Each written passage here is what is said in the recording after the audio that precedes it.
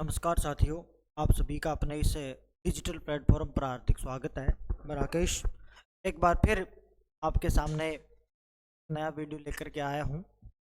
अपन ने हिस्ट्री के अंदर जो है एक टॉपिक किया था जो 1857 की क्रांति था। आज अपन वैसा एक टॉपिक करेंगे जिसका नाम है राजस्थान का एकीकरण। तो आइए देखिएगा, बिना समय गवाए अपन जो वीडियो है उसको शुरू करते हैं। देखिएगा, पहले तो देखिएगा अपने कोई टॉपिक पढ़ना ही क्यों है, क्यों जरूरी है।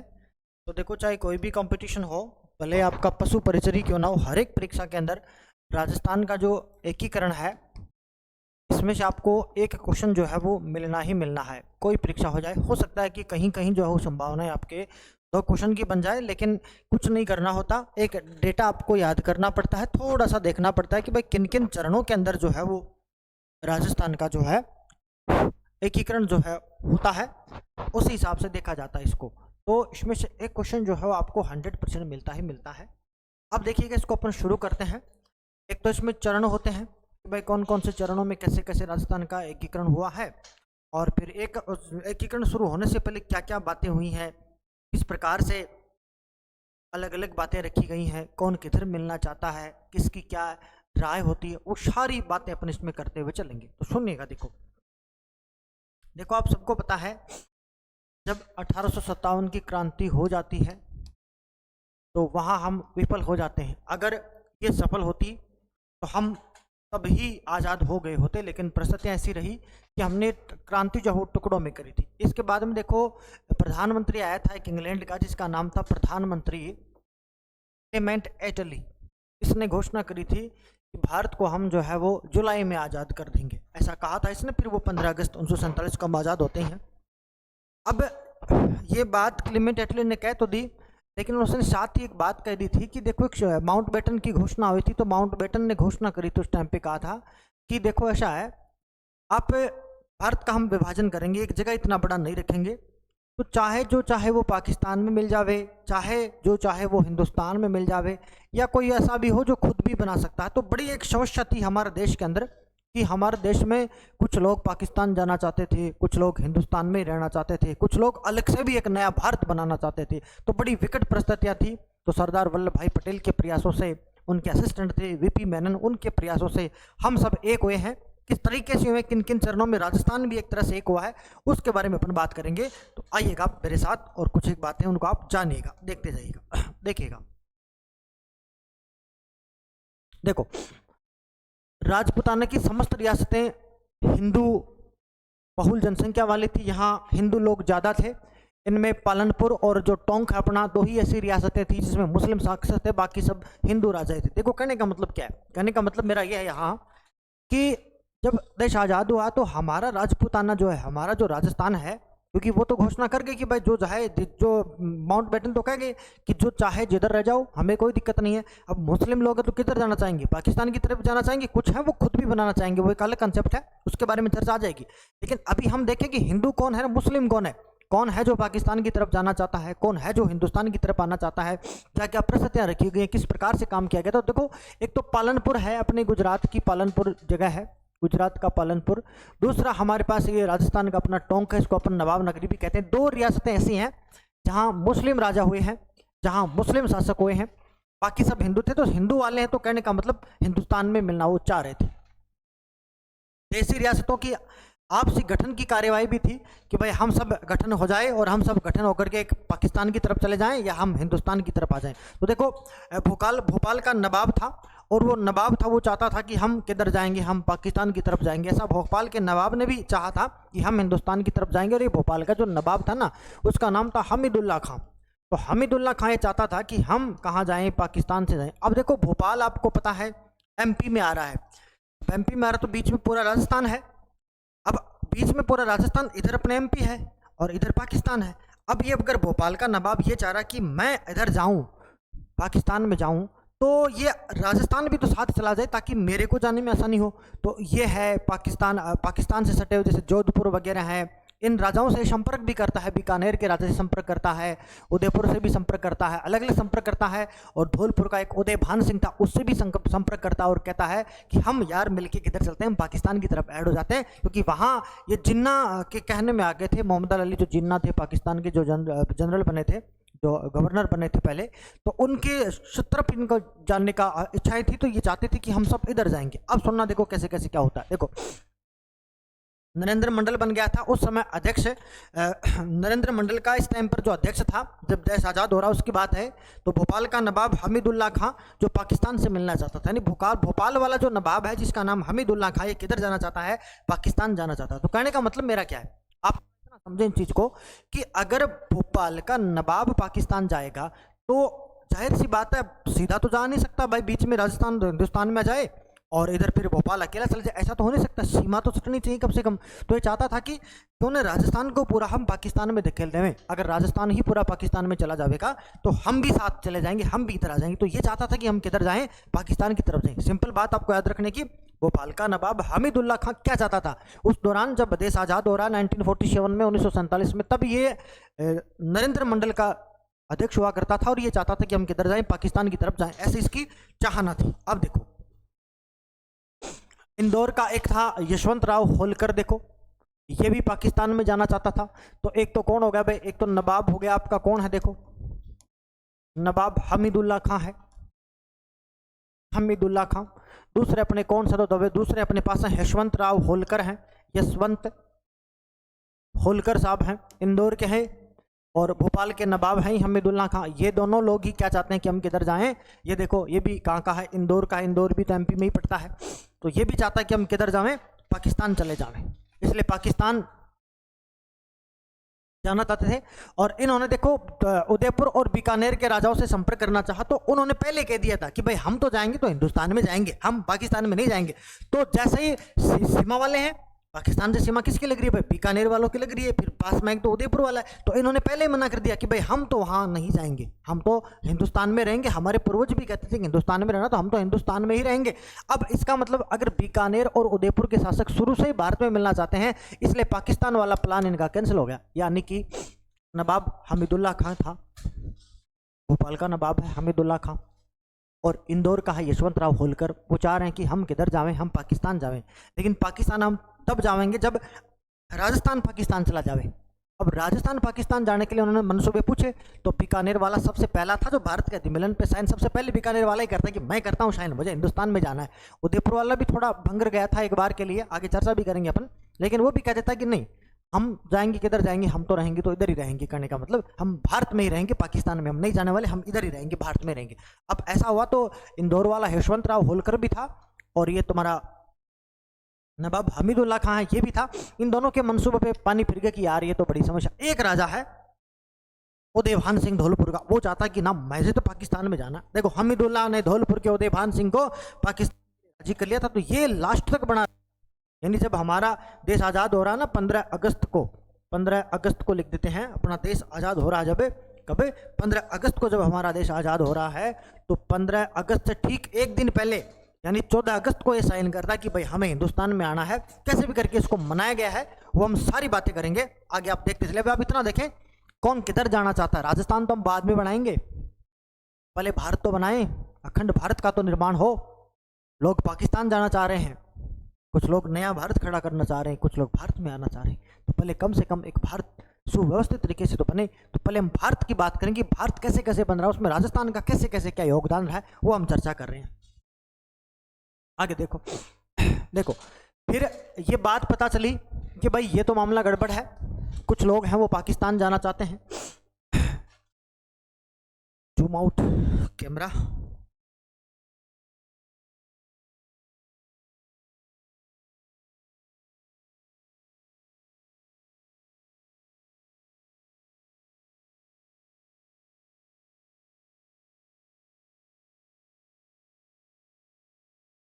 हाँ जी देखना पड़ेगा, कैमरे को भी साथ साथ जूम आउट हो रहा है, कोई नहीं। देखो हाँ, अब देखो अब दिक्कत हो गई भाई, आधे पाकिस्तान जाना चाहता है, कोई किधर जाना चाहता है, कोई नया बनाना चाहता है, क्योंकि माउंटबेटन ने तो अलग घोषणा कर दी कि जो चाहे अपनी मर्जी से रहो, लेकिन टुकड़े हम दो करेंगे। अब सूझबूझ के लिए हम लोगों ने क्या किया, भारत सरकार ने क्या किया है, एक विभाग बनाया जिसका नाम था रियासती विभाग। ये देखो प्रश्न पूछा भी गया है कि रियासती विभाग कब हुआ था, तो रियासती विभाग का गठन हुआ है वो 5 जुलाई 1947 को है। एक विभाग बना दिया गया कि एक अलग विभाग होगा, वो भारत में अधिमिलन पे काम करेगा, इस पे सर्वे करेगा, इस पर अध्ययन करेगा कि कैसे कैसे भारत में मिलाना है, किस प्रकार से अधिमिलन पे साइन हमको करने हैं। अब देखो रियासती विभाग का गठन हुआ 5 जुलाई 1947 को। याद रखना आपको क्यों हुआ गठन, कि हम भारत में मिले, एटलीस्ट पहले भारत में तो मिले, पहले हम भारत में तो मिले, आगे की बात तो अपन बाद में करेंगे, तो एटलीस्ट पहले हम भारत में तो मिले, इसके बारे में इसमें बात की गई है।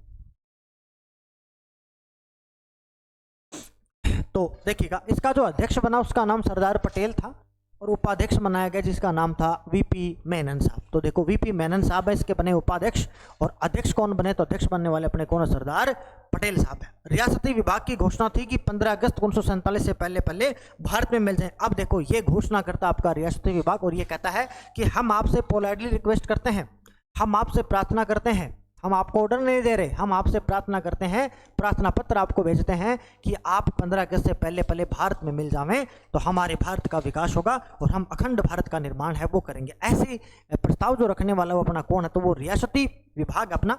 और जो रियासती विभाग बना है वो 5 जुलाई 1947 को बना है, अध्यक्ष बने सरदार पटेल, और ये कौन अपने वीपी मेनन। इन्हीं को तो अपन कहते हैं लोह पुरुष सरदार पटेल साहब को ही, तो सरदार पटेल को तो अपन लोह पुरुष करते हैं क्योंकि यही तो भारत का एकीकरण करता है। इसी कारण तो गुजरात में इनकी जो स्टैचू ऑफ यूनिटी बनाया गया था, आपने देखा भी होगा, सुना भी होगा कि एक बड़ी हमने मूर्ति बनाई है, अब भी ऊंची मूर्ति बनाई है, तो वो वाली बात है। आगे चलते हैं। देखो रियासती विभाग का गठन हो चुका है। अब ये विभाग जो है ये काम करेगा प्रॉपर, पूरा ध्यान रखिएगा कि किसको किधर कैसे कैसे करके भारत में अधिमिलन करवाया जाए, कैसे कैसे भारत में आए। राजस्थान की बात बाद में है। अब देखो बीकानेर का राजा था जिसका नाम था शार्दुल सिंह ने सरदार पटेल की इस घोषणा को तुरंत स्वीकार कर लिया और अपने बंधु राजाओं से अनुरोध किया कि इस प्रकार से आगे बढ़ाएं, मित्रता के हाथ थाम ले। देखो सीधी सीधी बात कही गई है कि जैसे ही रियासती विभाग का ऑर्डर आता है 5 जुलाई 1947 को कि भारत के अधिमिलन पर साइन किए जाएं, तो सबसे पहला जो साइन करने वाला आदमी आता है वो बीकानेर का शार्दुल सिंह आता है और कहता है मुझे भारत में मिलना है, मैं भारत में जाना चाहता हूं, और अपने साथी राजाओं को भी आग्रह करता है कि वो सारे इस मित्रता का हाथ थामें और सब भारत की तरफ आए। तो पहला प्रश्न बन गया कि सबसे पहला राजा कौन था, तो किसका नाम लेंगे आप, शार्दुल सिंह का नाम लेंगे। तो देखो क्या लिखा हमने, बीकानेर नरेश शार्दुल सिंह ने सरदार पटेल की इस घोषणा का तुरंत स्वागत किया और अपने बंधु राजाओं से अनुरोध किया कि वे इस प्रकार आगे बढ़ाए गए मित्रता के हाथ को थाम लेवें कि भाई भारत आपको अगर अपनी गोद में लेना चाह रहा है, भारत माता आपको गोद में ला रही, तो आप इधर क्यों नहीं आओ, इधर आ जाओ, मैं तो जा रहा हूँ, ये मैं शार्दुल सिंह हूँ और ये मेरे शाइन हैं। तो फटाफट वो शाइन करके देता है कि लो मुझे तो भारत में आना है। ठीक, आगे चलते हैं। देखो मित्रों क्या क्या कहानी बनती है। देखो नरेंद्र मंडल का सम्मेलन होता है, देखो 25 जुलाई 1947 को, बहुत महत्वपूर्ण सम्मेलन है। क्यों, 15 अगस्त को आज़ाद हो रहे हैं तो सम्मेलन में काफ़ी कुछ तय हो जाएगा। माउंटबेटन ने देसी राजाओं के लिए 2 प्रकार के प्रपत्र तैयार किए। देखो अब मीटिंग होती है 25 जुलाई को, और 25 जुलाई 1947 को जब मीटिंग हो जाती है तो उस मीटिंग के अंदर देखिएगा ये बात रखी जाती है कि 2 प्रकार के हम प्रपत्र तैयार करेंगे। अधिमिलन के लिए 2 प्रकार के कागज होंगे, उन दोनों का कागजों पर हम साइन करवाएंगे, जिसमें एक का नाम रखा गया जिसका नाम था इंस्ट्रूमेंट ऑफ एक्सेक्शन। एक तो कागज तैयार किया गया कि एक तो कागज होगा जिसका नाम इंस्ट्रूमेंट ऑफ एक्सेक्शन है, दूसरे का नाम स्टैंड स्टिल एग्रीमेंट है। स्टैंड स्टिल एग्रीमेंट है। देखो इंस्ट्रूमेंट ऑफ एक्सेक्शन क्या कहता था कि एक प्रकार का ज्वाइनिंग लेटर है, सीधा साइन करो, जो भी राजा है, जो भी राजा भारत में आना चाहता है सीधा इंस्ट्रूमेंट ऑफ एक्सेक्शन पे साइन करो, सीधा भारत में आ जाओ, नो टेंशन, कोई दिक्कत नहीं है। और एक स्टैंड स्टिल एग्रीमेंट था कि आप अपने निर्णय को स्टैंड रख सकते हो, आप अपने निर्णय को स्टिल रख सकते हो, कुछ समय के लिए आप सोच सकते हो, सोच विचार कर सकते हो कि आपको नया देश बनाना है, आपको पाकिस्तान जाना है या फिर आपको भारत में आना, इस प्रकार से आप सोच सकते हो। तो पूछा जाता है कि बताओ इंस्ट्रूमेंट ऑफ एक्सेक्शन क्या था, तो एक प्रकार का ज्वाइनिंग लेटर है, एक प्रकार का मिलान पत्र है जिस पर हस्ताक्षर करके कोई भी राजा भारतीय संघ में शामिल हो सकता था और अपना आधिपत्य केंद्र सरकार को समर्पित कर सकता था। ये मैंने आपको कहा है कि इंस्ट्रूमेंट ऑफ एक्सेक्शन क्या कहता था कि जो राजा है, मतलब कहने का मतलब है कि भाई 25 जुलाई 1947 को माउंटबेटन ने 2 राजाओं को मिलाने के लिए 2 प्रकार के लेटर तैयार करवाए हैं कि हम 2 प्रकार के बॉन्ड बनाएंगे, अनुबंध बनाएंगे 2 प्रकार के। एक अनुबंध का नाम होगा अपने पास, जिसका नाम है इंस्ट्रूमेंट ऑफ एक्सेक्शन, और 2 प्रकार का कागज बनवाया कि 2 प्रकार का कागजा पर साइन कर की थी भारत मास को। एक कागज है जगह को नाम है डायरेक्ट ज्वाइनिंग है, इंस्ट्रूमेंट ऑफ एक्सेक्शन, डायरेक्ट ज्वाइनिंग, सीधा साइन करो सीधे भारत में आ जाओ, बात खत्म। दूसरा है कि आप सोच विचार कर सकते हो, उसके लिए बनाए स्टिल, स्टिल बोलते हैं ना, यूज, तुम वहां ठीक रहो, तुम वहां रुको। तो वो अपने पास था जिसका नाम था स्टैंड स्टिल एग्रीमेंट, वो बना जिसका नाम था स्टैंड स्टिल एग्रीमेंट। जो बना उसमें कहा गया कि एक समय के लिए आप होल्ड कर सकते हो। देखो क्या कहा गया उसमें, तो पहले में तो कहा इंस्ट्रूमेंट ऑफ एक्स सेक्शन में तो भाई डायरेक्ट साइन करो, डायरेक्ट ही आ जाओ, बात खत्म। ये याद रखना, आपको पूछा जाएगा। स्टैंड स्टिल एग्रीमेंट में कहा गया कि एक प्रकार का यथास्थिति के लिए एक सहमति पत्र था कि आप अपनी स्थिति खुद बता दो कि आपको पाकिस्तान में जाना है। ये मैं नाम भी क्यों लिख रहा हूँ इतने गंदे गंदे देश का, बस ऐसा लिखेंगे इसका। तो आपको पाक में आना है या फिर आपको अपने भारत में आना है या फिर आपको अपने अलग से एक नया देश बनाना, ये आप पे छोड़ते हैं। ऐसा भी इसमें प्रोविजन था, ऐसा भी इसमें प्रावधान था। तो 2 प्रकार के कागज होगी, कहने का मतलब रास्ता तो साफ साफ हो गया भाई, कैसे कैसे करना है, आना किधर है। अब ये राजाओं के चुरम लगेगी, राजाओं की खलबली मचेगी। वो चाहता है कि मैं पाकिस्तान जाऊं, कोई चाहता है कि मैं भारत में रहूं, कोई चाहता है कि मैं यार एक नया ही बना दूं, ऐसे करके। तो कैसे ही वीपी मेनन साहब हैं, कैसे अपने सरदार वल्लभ भाई पटेल हैं, किस किस परिस्थितियों से गुजरते हैं और कैसे इस भारत को एक पूरा विशाल देश बनाते हैं, एक नया देश बनाते हैं, देखिएगा। देखो ये कुछ एक इंपॉर्टेंट राजाओं की बातचीत है, वो बातचीत आपको थोड़ी ध्यान रखनी पड़ेगी। देखो यहाँ से देखो, बीकानेर का राजा शार्दुल सिंह पहला राजा है जिसने 7 अगस्त 1947 को भारत के अधिमिलन पर साइन कर दिए थे। देखो पहला राजा कौन है, शार्दुल सिंह है। सबसे पहले साइन करने वाला कौन है, शार्दुल सिंह, कि मुझे किधर जाना है, मुझे तो मेरे प्यारे प्यारे भारत में जाना है, मुझे तो भारत की तरफ जाना है। धौलपुर का उदयभान कतई बेकार राजा था। धौलपुर का राजा उदयभान सिंह ने जयपुर के सवाई जय सिंह, जोधपुर के हनुमंत सिंह और उदयपुर के भोपाल सिंह से संपर्क करके पाकिस्तान में मिलने की बात पर पत्र लिखा। अब देखो कौन अंदर ही अंदर भीतर घात कर रहा है, कौन, उदयभान सिंह। कहाँ का राजा है, धौलपुर का। तो धौलपुर का उदयभान सिंह अंदर ही अंदर पत्र लिखता है।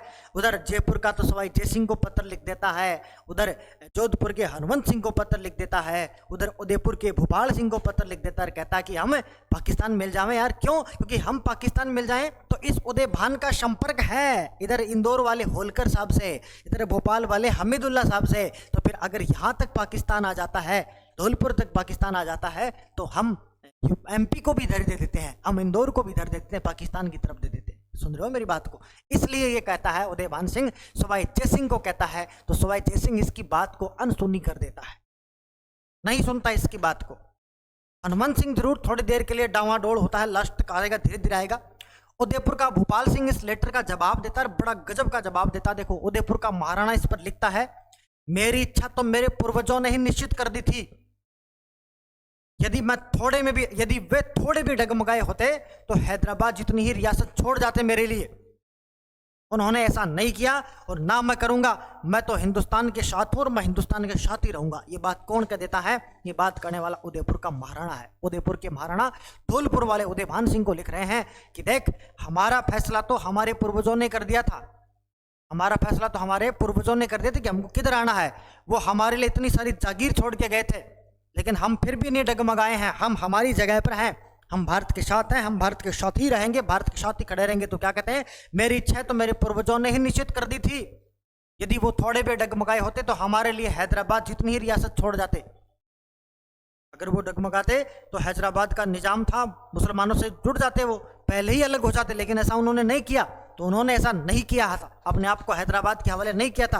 आपको पता होगा जूनागढ़ हैदराबाद वाला है, लास्ट में सैनिक कार्रवाई करके भारत में लाया गया है। वो खुद चाह रहे थे कि हम एक अलग भारत बनाएंगे, इसलिए ये कहते हैं कि अगर वो चाहते तो हम वहां जुड़ सकते थे, लेकिन नहीं, हम भारत के साथ थे, भारत के साथ है, भारत के साथ रहेंगे। आपको इतनी सी बात याद रखनी है। जोधपुर वाला भी मेनन ने दिमाग चलाया है, और मेनन के दिमाग से जो हनुमंत सिंह है जोधपुर का, वो भी फिर कहता है कि चलो भारत पर ही साइन करते हैं। अंत में देखो ये रहा धौला सिंह साला कबूतर, क्या कहता, धौलपुर का उदयभान सिंह था जिसने 14 अगस्त 1947 को भारत पे विलय पत्र पर साइन किए।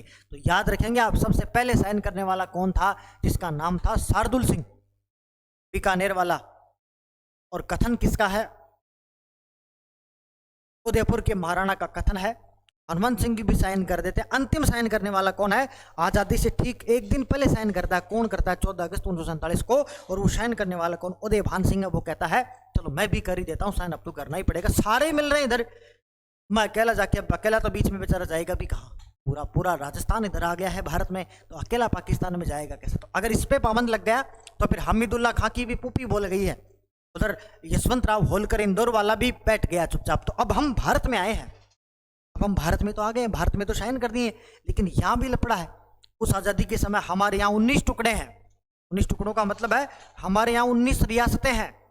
अब वो रियासतें एक 19 प्रकार के राजस्थान बनाना चाहती हैं, तो अब ये राजस्थान कैसे बनेगा, इसके लिए क्या कुछ करना पड़ेगा वो हमें देखना, वही हमें एकीकरण में पढ़ना है। देखो अभी हम भारत में तो आ गए, अब हम आगे की बात करते हैं, सुनिएगा सारे बच्चे ध्यान से।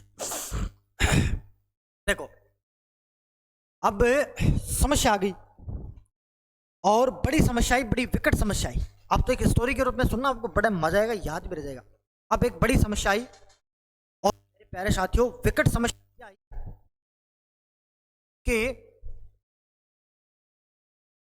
भारत में तो मिल गए हैं, भारत की तरफ तो हम आ चुके हैं, कोई दिक्कत नहीं है, लेकिन भारत में भी राजस्थान तो भारत में मिल गया, लेकिन राजस्थान में भी 19 रियासत है। अब 19 रियासत वाले ये चाहते हैं हम संघ बनाए, हम संघ बनाए, हम संघ बनाए, हम अलग अलग राजस्थान बनाए, फिर भारत में मिले। तो फिर तो राजस्थान बनना नामुमकिन हो गया, भारत तो बन रहा है, लेकिन राजस्थान बनना जो है वो नामुमकिन हो गया है। वो नामुमकिन क्यों हुआ, क्योंकि राजस्थान में 19 रियासत है, तो 19 टुकड़े हो गए हैं।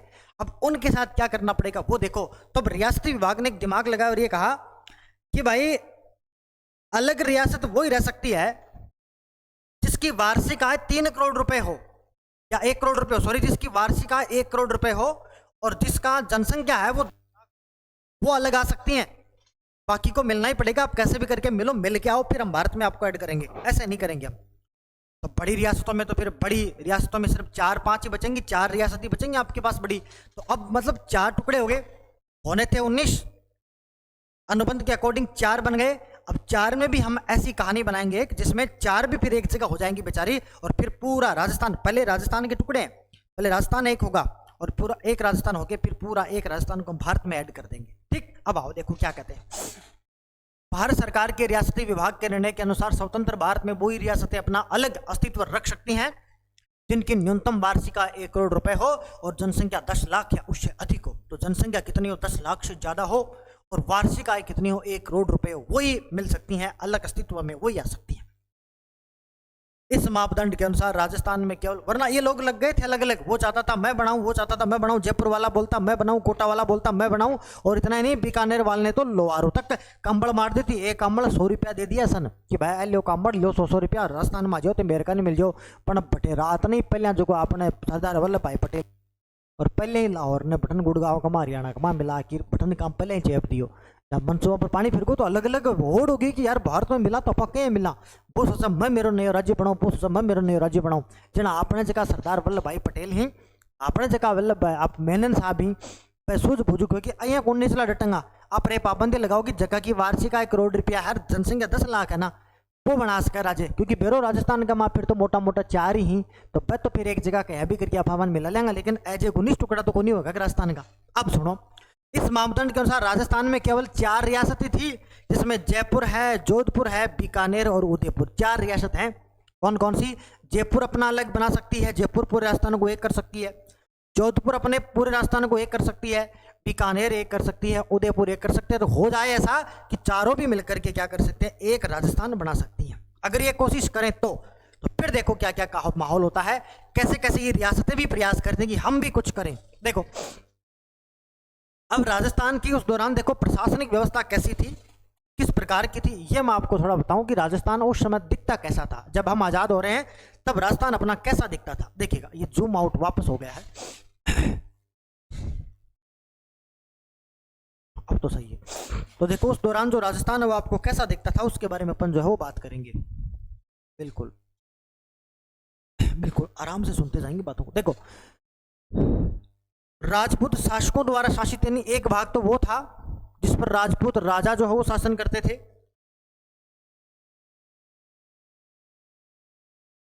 और एक भाग वो था जो सीधा अंग्रेजों द्वारा चलित था, अंग्रेजों द्वारा शासन देखा जाता था। राजपूत जो राजा थे यहाँ के, वो जो शासन करते थे उनमें देशी रियासतें थी जिनको अपने स्लूट स्टेट भी कहा करते थे, और वो 19 थी। तो जो सल्यूट स्टेट वाली है वो कितनी थी, 19 थी।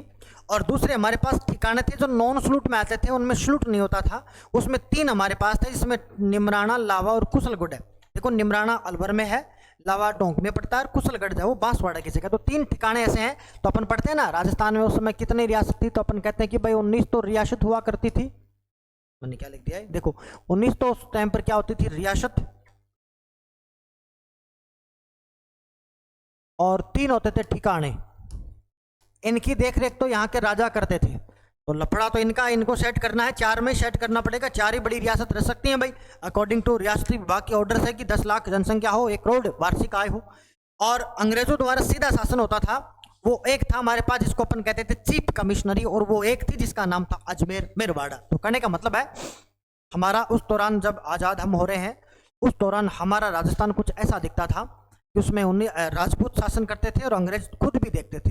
अंग्रेजों के जो अंडर में चीज आती थी वो आने वाली थी चीफ कमिश्नरी, जो अजमेर मेरवाड़ा होता था। हमारे यहाँ भी 2 देसी राजा थे और एक ठिकाने वहाँ हुआ करते थे। ठिकाने हमारे पास 3 थे जो नॉन सल्यूट में आते थे, जिनमें लावा, निमराना, कुशलगढ़। अब प्रश्न पूछेगा तो ऐसे पूछेगा, निम्न में से नॉन सल्यूट कौन सा है, तो लावा, निमराना, कुशलगढ़ या नहीं एक है, और एक यहाँ से रियासत आपको डाल देगा। तो वैसे आपको वहाँ देखना पड़ेगा थोड़ा सा, ठीक। देसी रियासत सल्यूट में 19 रियासतें आती है जो सल्यूट स्टेट हुआ करते थे। इस प्रकार से हमारा राजस्थान है वो उस दौरान जो है दिखा करता था जब हम आजाद हो रहे हैं तब की बात है। अब देखो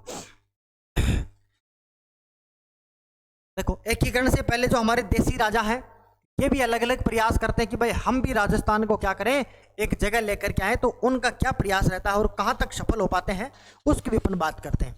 मतलब एकीकरण से पहले अलग अलग राजा चाहता कि मैं भी एक संघ बना दूं, 4 बड़ी रियासतें तो बनानी है, तो मैं भी ये क्या करूं, एक संघ बना दूं और संघ को मैं भारत में मिला दूं तो मेरा भी थोड़ा नाम हो जावे।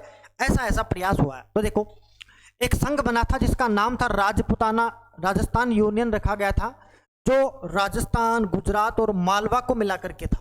राजस्थान गुजरात, मालवा को मिलाकर था।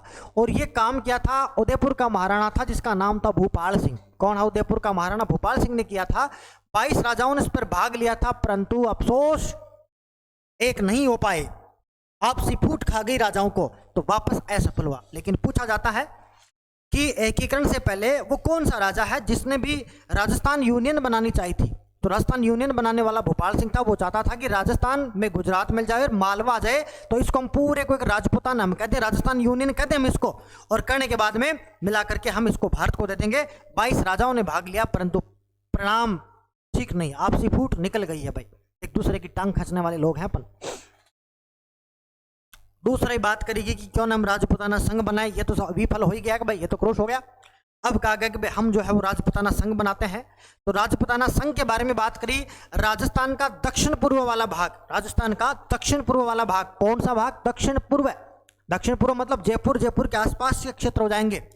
जयपुर हो गया है अपना, जयपुर से टोंक है, इधर आओगे तो अजमेर के थोड़ा पास वाला भाग, केकड़ी वाला भाग, उधर कोटा, बूंदी, बारां, झालावाड़, उधर भी हो सकता है। इस प्रकार से तो नो रिजल्ट। इस मान सिंह द्वितीय ने प्रयास किया था कि भाई हम भी राजपुताना संघ बना सकते हैं, थोड़ा प्रयास किया, राजाओं ने भाग लिया, परंतु इसका भी कोई रिजल्ट नहीं निकला। 1-2 मीटिंग में तो राजा आ गए, लेकिन बाद में राजाओं ने कोई इंटरेस्ट नहीं दिखाया, तो बाद में वापस रह गए वो।